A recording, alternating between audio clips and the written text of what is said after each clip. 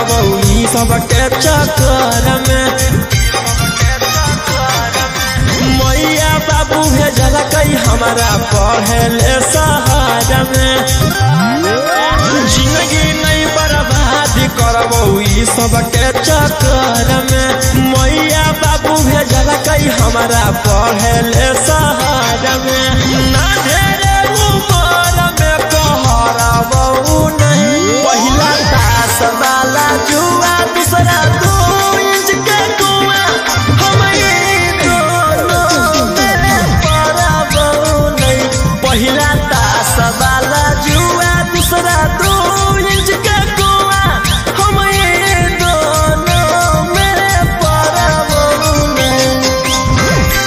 पहिला तास वाला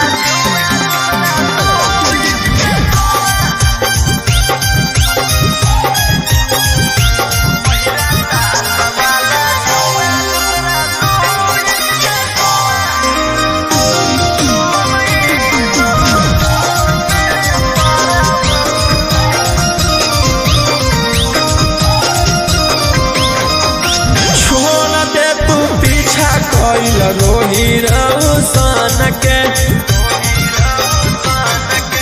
रोज रोज हमारा धीरी आवे न मन ठान के। छोड़ दे तू पीछा कैल रोही रौशन के। रोज रोज हमारा धीरी आवे न मन ठान के।